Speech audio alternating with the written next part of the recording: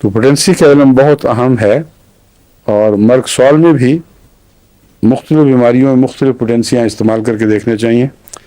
میں نے عموماً 200 یا 1000 تک استعمال کی ہے، مرگ سوال کبھی کسی کو اونچی نہیں دی، لیکن لنگز میں مرگ سوال کا فائدہ بہت اہم ہے، اس پر ضرور ہومیوپیتھ کو توجہ کرنی چاہیے۔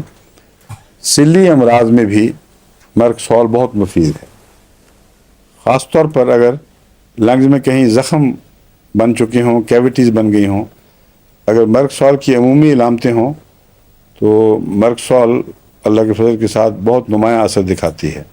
پیروٹیڈ گلینڈز سوجے ہوئے اور انلاج ہوتے ہیں۔ کولڈ کے متعلق اس میں ایک چیز خاص طور پر قابل توجہ ہے، کامن کولڈ۔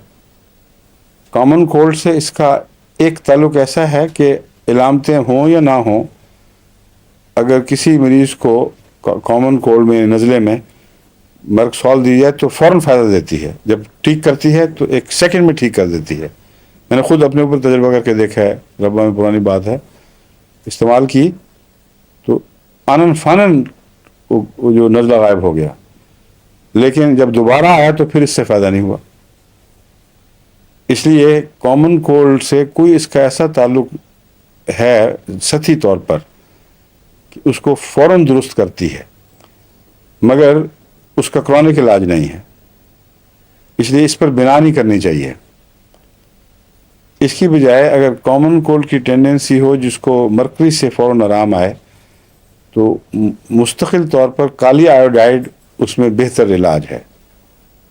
کالی آیوڈائڈ اس کی ٹینڈنسی کو آہستہ آہستہ ختم کر دیتا ہے۔ ان دونوں کا ریلیشن شپ ہے آپس میں کوئی، اور غالباً وہ السریشن پیدا کرنے کی ٹینڈنسی ہے۔ نزلہ بھی جب پیدا ہوتا ہے تو کہیں ایک دکھن کا سپاٹ بن جاتا ہے اور وہاں سے وہ بڑھتا ہے۔ مرکری کا چونکہ سورس سے انفلمیشن سے ایک گہرا تعلق ہے، یہ فوراً اس سپاٹ کو وقتی طور پہ فائدہ ٹھیک کر دیتی ہے ایک دفعہ، لیکن جو گہری وجوہات ہیں کیوں انسان کو بار بار نزلہ ہو، وہاں اس کا اثر نہیں ہے۔ وہاں کالی آیوڈائڈ کا ہے جس کا دونوں جگہ اثر ہے۔ سپاٹس کے اوپر جو السر بننے کی کا رجحان رکھتے ہوں اس پر بھی کالی آیوڈائڈ کا اثر ہے، اور وہ گہری وجوہات جو نزلاتی بیماریاں پیدا کرتی ہیں ان سے بھی تعلق ہے۔